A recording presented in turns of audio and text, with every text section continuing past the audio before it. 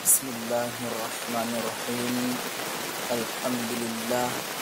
Alhamdulillahi rabbil alamin. Wahdahu wassalatu wassalamu ala asyrafil anbiya'i wal mursalin wa ala alihi wa sahbihi wa sallam ajma'in. Amma ba'd.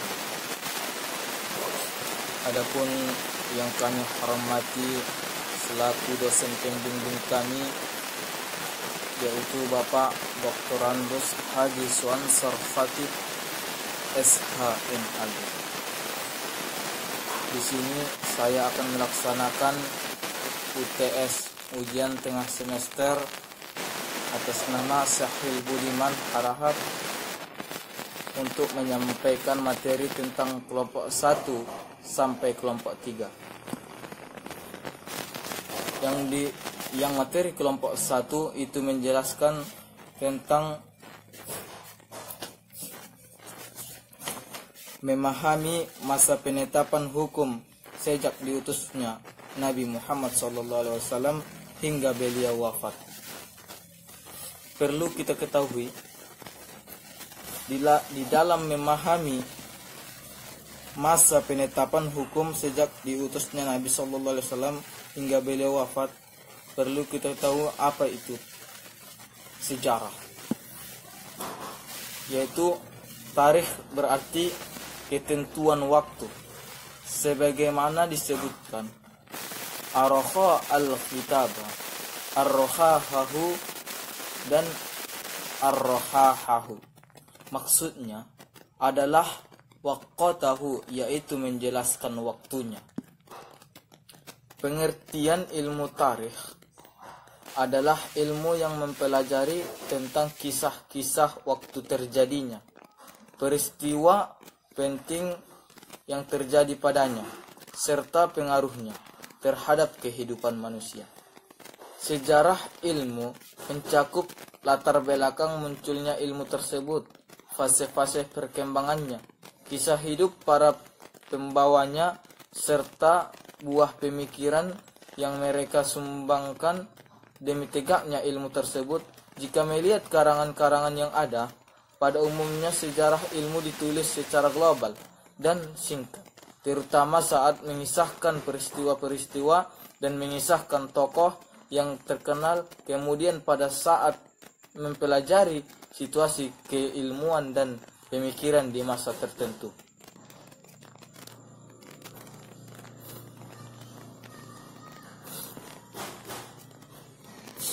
Dan seterusnya,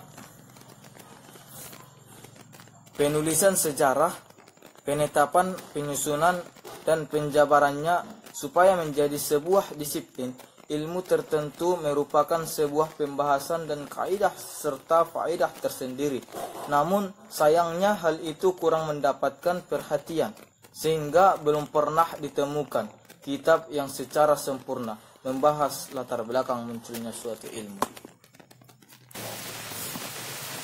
Tarikh tasrih dan fikih Islam merupakan salah satu ilmu yang mendapat perhatian kecil dari para ulama. Hanya sedikit dari mereka yang menulis ilmu ini dengan metode khusus, yaitu dengan menggambarkan poin-poin global yang mencakup metode-metode yang harus ditempuh oleh setiap orang yang membahas ilmu tersebut, sehingga poin-poin tersebut menjadi petunjuk baginya dalam menyempurnakan unsur-unsur penting ilmu ini. Sebagai contoh adalah kitab Tarikh At-Tashri' Al-Islami karangan Al-Khudari, kitab Najarah Ammah fi Tarikh Al-Fiqh Al-Islami karangan Dr. Ali Hasan Abdul Qadir, kitab Tarikh Fiqh Al-Islami karangan As-Sais, kitab Tarikh Al-Fiqh Al-Islami karangan Dr. Muhammad Yusuf Musa, dan kitab Tarikh Al-Tashri' Al-Islami karangan Abdul Azim Syarafuddin. Pada zaman dahulu, Islam menghadapi gelombang pemikiran filsafat Romawi dan Persia. Banyak masyarakat tertipu dengan pemikiran mandul tersebut, hingga mereka terjerumus pada debat kusir yang tidak memiliki manfaat sama sekali. Mereka berusaha menyatukan antara agama dan filsafat, ilmu kalam, mereka juga berupaya memasukkan unsur-unsur filsafat asing selain Islam ke dalam inti ajaran-ajaran Islam, yang berdampak dengan banyaknya materi-materi yang melenceng dari ajaran Islam. Dan materi-materi tersebut, walaupun begitu kejelasan akidah Islamiyah dan perjuangan orang-orang yang ikhlas dalam memperjuangkan tidak terpengaruh sedikit pun oleh kenyataan tersebut. Pentingnya mempelajari tarikh tasyri' dan fikih Islam. Mempelajari tarikh tasyri' meliputi mempelajari latar belakangnya, problematikanya, tujuannya, dan harapan yang ingin diraih dengan ilmu tersebut sehingga menjadi ilmu yang benar-benar memberi manfaat. Perlu diketahui bahwa fikih Islam bukan hanya sebatas kumpulan-kumpulan hukum far'iyah. Dan seterusnya, kebutuhan masyarakat terhadap aturan yang mengatur perilakunya. Pada dasarnya masyarakat manapun membutuhkan organisasi dan aturan guna mengatur hubungan antar mereka dan memahami hak masing-masing dari mereka dengan tujuan supaya tatanan hidup mereka tidak kacau. Karena pada hakikatnya manusia diciptakan dengan watak egois serta cinta kepada materi. Maka watak-watak tersebut masih perlu diluruskan dan dididik supaya manusia tidak berlaku zalim terhadap sesama. Dan selanjutnya, pengertian konun atau undang-undang. Berdasarkan penjelasan sebelumnya, konun atau undang-undang diartikan dengan sekumpulan prinsip, asas, dan aturan yang diciptakan manusia untuk mengatur semua individu dalam sebuah masyarakat supaya tercipta kehidupan yang baik dari segi sosial maupun ekonomi, terbentuk kemakmuran masyarakat serta terpenuhnya hak-hak mereka. Undang-undang menjadi tolok ukur dan dalam bermasyarakat. Ia dapat mengukur sejauh mana peningkatan yang terjadi di sebuah masyarakat secara real serta mampu mengukur sejauh mana kemajuan yang mereka usahakan. Jika masyarakat mampu mengambil pelajaran dari pengalaman, secara otomatis mereka mampu membenahi kesalahan dan kekeliruan dalam undang-undang buatan mereka, sehingga mereka dapat mengadakan perbuatan dan pembaruan pada undang-undang tersebut, supaya sinkron dengan kehidupan mereka. Konun itu tidak memikirkan akhlak mulia yang dapat mengunggah hati manusia, mendidik emosional mereka dan motivasi mereka agar selalu menjaga norma serta mematuhi kewajiban-kewajibannya. Sebagaimana konun juga tidak memperhatikan sisi akidah yang mengatur hubungan antara hamba dengan Rabb-nya, batasan-batasan di dalamnya, dan menjelaskan asli ciptaan mereka serta tempat kembali mereka pada hari kiamat kelak.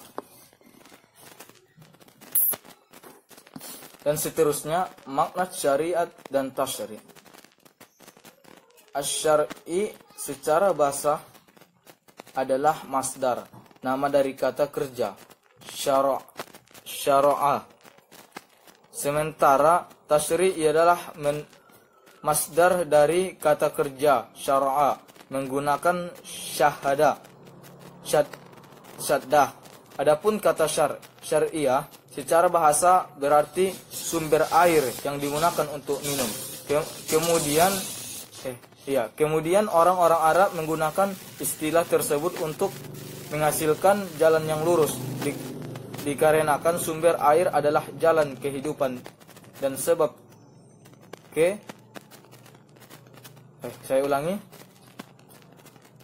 dikarenakan sumber air adalah jalan kehidupan dan sebab keselamatan bagi jasad manusia. Begitulah hanyalah jalan yang lurus yang menunjukkan manusia kepada jalan kebenaran, menerangi jalan dan akal mereka. Sebagaimana firman Allah dalam Al-Quran, surah Al-Jasiyah ayat 18, yaitu summa ja'alnaka ala syar'iyati minal amri fattabi'ha. Kemudian kami jadikan kamu berada di atas sesuatu syariat, peraturan dan urusan agama itu, maka ikutilah syariat itu.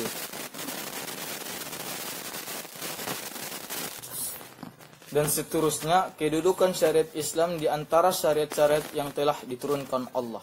Allah telah menciptakan manusia dan menjadikan fitrah mereka di atas keimanan kepadanya. Allah menanamkan pada diri mereka watak dan kecenderungan yang dapat menyebabkan munculnya penyelewerangan dari kebenaran dalam kehidupan mereka. Hal ini akibat kecenderungan yang tak terkendali serta keinginan yang beraneka ragam. Allah berfirman, Fa'aqim wajhaka lid-dini hanifa fitratallahi allati fataran nasa 'alaiha la tabdila li khalqillah zalikal dinul qayyim.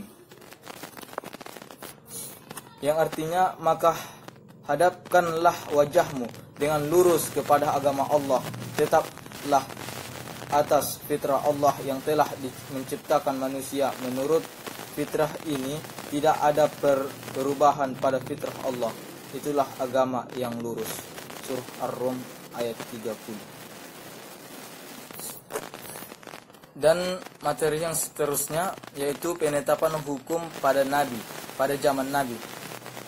Kondisi Arab dan dunia saat Nabi diutus serta penjelasan seputar perkara yang dibawa oleh Islam.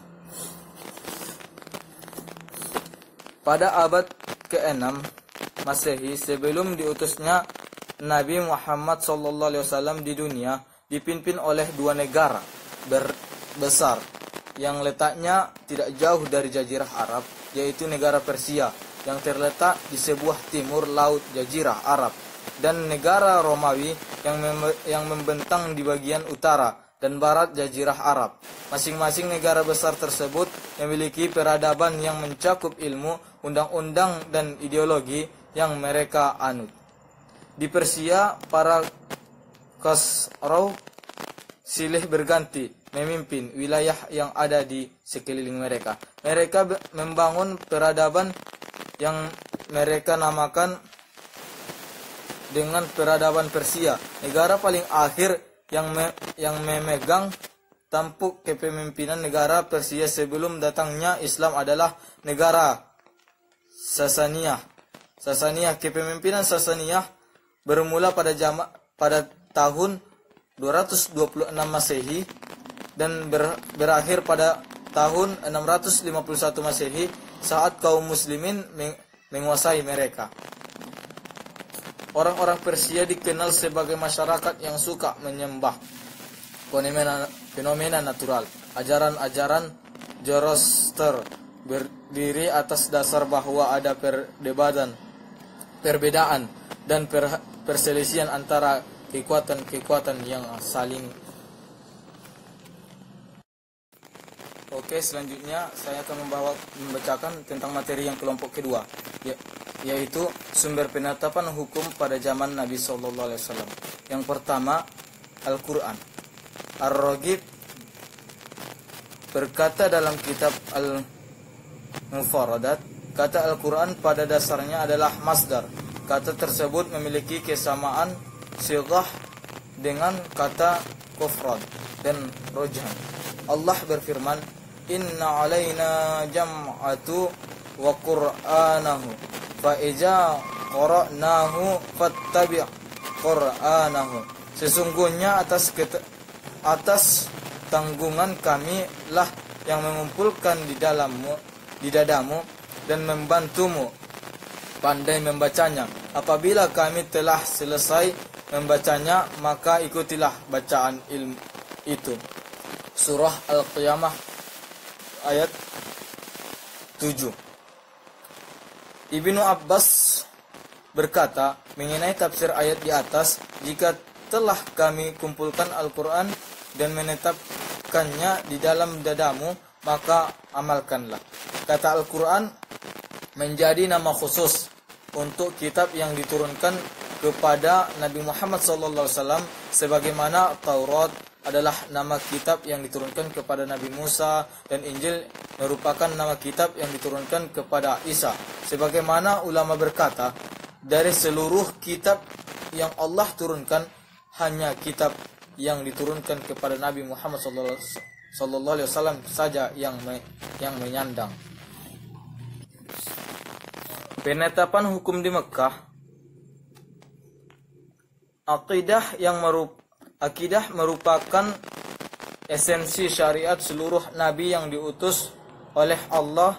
Ia merupakan asas di mana tiang-tiang agama tegak di atasnya. Manusia tidak akan menerima syariat yang Allah tetapkan kecuali jika akidah mereka lurus dan mereka beriman kepada Allah serta mengakui keesaannya dalam uluhiyah, rububiyah dan nama-nama sifatnya, mengimani alam gaib dan alam akhirat serta semua yang berkaitan dengannya seperti penghitungan amal, pembalasan surga dan neraka. Apabila akidah tertanam kuat dalam jiwa masyarakat, maka akan mudah dalam membangun masyarakat yang berpengah reguh dengan syariat dalam mengatur hubungan mereka dengan Allah, dengan sesama mereka, serta dengan alam semesta. Oleh sebab itu, akidah merupakan tujuan utama ajakan para rasul kepada umatnya. Allah berfirman, "Wa ma arsalna min qablika min rasuli illa nuhi ilaihi annahu la ilaha illa anna fa'budun." Dan kami tidak mengutus seorang rasul pun sebelum kamu, melainkan kami wahyukan kepadanya bahwasanya tidak ada ilah yang hak untuk disembah. Tidak ada ilah yang hak untuk disembah melainkan aku. Maka sembahlah aku. Surah Anbiya ayat 25. Penetapan hukum pada fase Mekah yang berjalan selama kurang lebih 13 tahun fokus pada pembenahan akidah, memperkuat akar-akarnya dan menjaga kemurniannya. Islam menjadikan dua kalimat syahadat, asyhadu an la ilaha illallah, asyhadu anna Muhammadar Rasulullah, sebagai realisasi dari akidah dan sebagai pintu masuknya seorang ke dalam pelukan Islam yang kemudian diberlakukan bagian hukum-hukum Islam. Dan seterusnya, penetapan hukum di Madinah. Peristiwa hijrah merupakan pemisah antara dua era dalam sejarah Islam. Saat di Mekah, akidah Islamiyah telah tertanam kuat dalam jiwa kaum Muhajirin dan sebagian kaum Ansar yang telah melakukan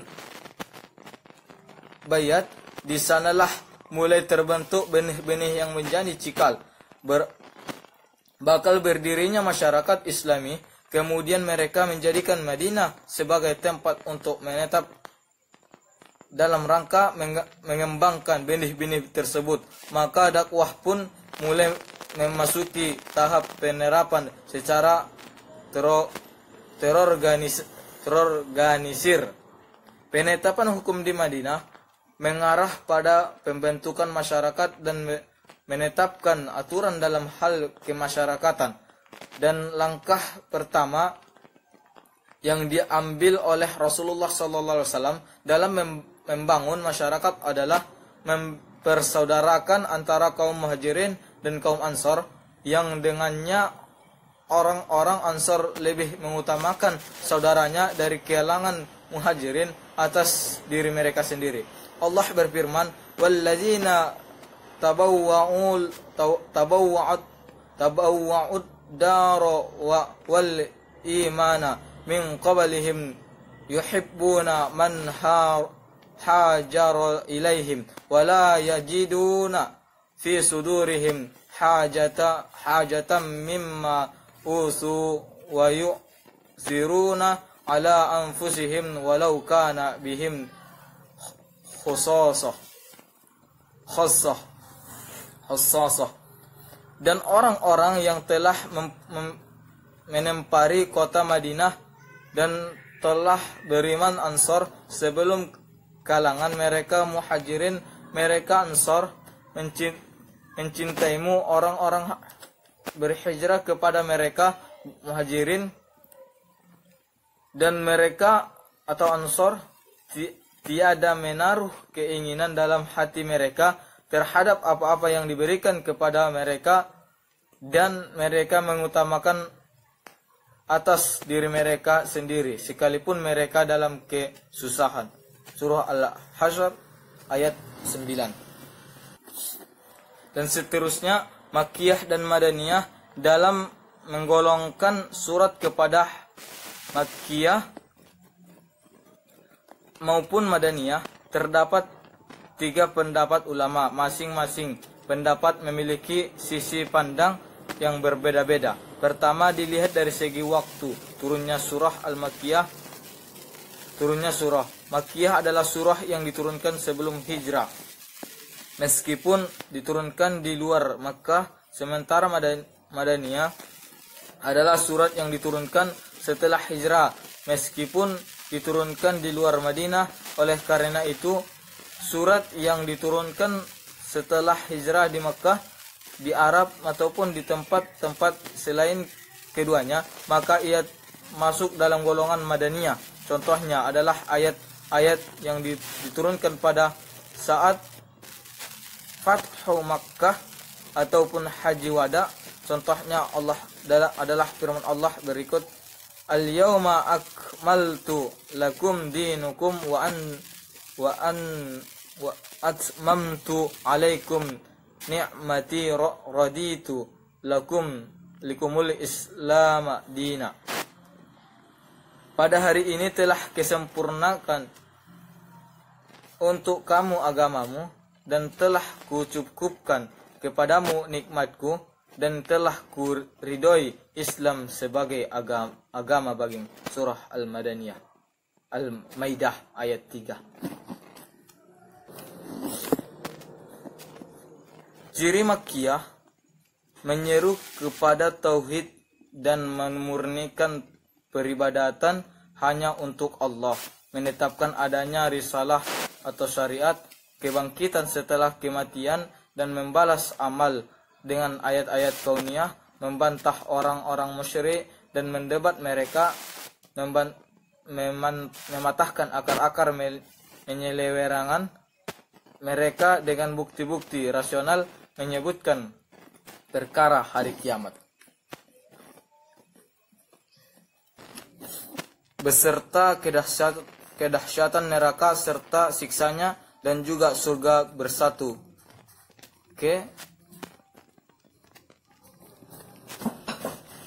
Dan seterusnya, ciri-ciri Madaniyah menjelaskan perincian ibadah, muamalah, hukuman, warisan, keutamaan, jihad, peraturan dalam rumah tangga, hubungan antar masyarakat dan antar negara, prinsip dalam berhukum, dan penetapan syariat.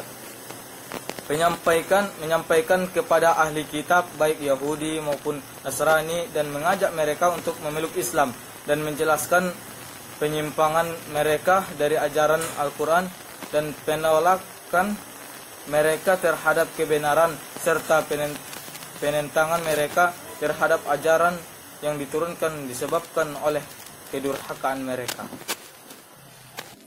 Dan seterusnya gaya bahasa Al-Quran dalam memerintah dan memberi pilihan serta metode dalam menjelaskan hukum. Hukum taklifi terbagi menjadi 5, yaitu wajib, sunnah, haram, makruh, dan mubah. Pembagian ini didasarkan pada realita bahwa pembicaraan seorang kepada orang lain mencakup 2 kemungkinan, yaitu tuntunan atau pilihan. Tuntutan sebagai menjadi 2, yaitu tuntutan untuk mengerjakan sesuatu dan tuntutan untuk meninggalkan sesuatu. Dan tuntutan untuk mengerjakan sesuatu terbagi menjadi 2, yaitu jika tuntutan tersebut dalam bentuk keharusan, maka ia adalah kewajiban. Maka sesuatu yang diminta untuk dikerjakan tersebut dinamakan wajib. Dan jika tuntutan tersebut tidak berbentuk keharusan, ia adalah anjuran. Maka suatu yang diminta untuk dikerjakan tersebut dinamakan mandub atau sunnah. Adapun tuntutan yang untuk meninggalkan sesuatu juga terbagi menjadi 2, yaitu jika tuntutan untuk meninggalkan tersebut berbentuk keharusan, ia adalah larangan, maka sesuatu yang diminta untuk ditinggalkan tersebut dinamakan haram. Dan jika tuntutan untuk meninggalkan tersebut tidak berbentuk keharusan, ia adalah kebencian, maka sesuatu yang diminta untuk ditinggalkan tersebut dinamakan makruh. Pertama, metode Al-Quran dalam meminta untuk mengerjakan perbuatan, kalimat perintah yang jelas sebagaimana firman Allah, innallaha ya'muru bil 'adli wal ihsani wa ita'i dzil qurba. Sesungguhnya Allah menyuruh kamu berlaku adil dan berbuat kebajikan, memberi kepada kaum kerabat. Surah An-Nahl ayat 90. Kedua, metode Al-Quran dalam meminta untuk meninggalkan perbuatan tertentu, yaitu seperti firman Allah dalam Al-Quran surah An-Nahl juga ayat 90, seperti sambungannya, wa yanha 'anil fahsya'i wal munkar wal baghi. Dan dia Allah melarang dari perbuatan keji, kemungkaran dan permusuhan. Surah An-Nahl ayat 90. Dan seterusnya, ketiga, metode Al-Quran dalam memberikan pilihan antara melakukan perbuatan atau meninggalkannya, seperti lafal halal yang disandarkan atau dikaitkan pada kata kerja, seperti firman Allah, uhillat lakum bahimatul al-an'ami, dihalalkan bagimu binatang ternak. Surah Al-Maidah ayat 1. Dan seterusnya, yas'alunaka maza uhilla lakum qul uhilla lakum at-tayyibatu. Mereka menanyakan kepadamu apakah yang dihalalkan bagi mereka, katakanlah dihalalkan bagimu yang baik, yang baik-baik. Surah Al-Maidah ayat 4. Dan seterusnya, al-yawma uhilla lakum at-tayyibatu wa ta'amul ladzi utul kitab hillul lakum wa ta'amukum hillul lakum. Pada hari ini dihalalkan bagimu segala yang baik-baik, makanan atau sembelihan ahli kitab itu halal bagimu, dan makanan kamu halal pula bagi mereka. Surah Al-Maidah ayat 5. Dan yang terakhir, keempat, metode Al-Quran dalam menjelaskan hukum. Sebagian ayat-ayat Al-Quran yang berkenaan dengan hukum turun dengan format paten sehingga tidak ada lagi kesempatan di dalamnya untuk berijtihad, seperti ayat-ayat menyatakan wajibnya sholat, zakat, puasa, dan ilmu mawaris, dan menentukan jatah bagi para ahli waris. Begitu juga ayat-ayat menerangkan haramnya pezzinaan, keharaman menuduh seorang yang suci dengan perzinaan. Mungkin sampai di sini penyampaian saya. Adapun dari kata-kata saya yang kurang terang atau kurang jelas penyampaiannya, saya mohon maaf karena saya belum terlalu pandai untuk menjelaskan, karena saya ini masih penuh untuk belajar, untuk berlatih untuk belajar supaya lebih pandai. Mungkin sampai di sini. Assalamualaikum warahmatullahi wabarakatuh.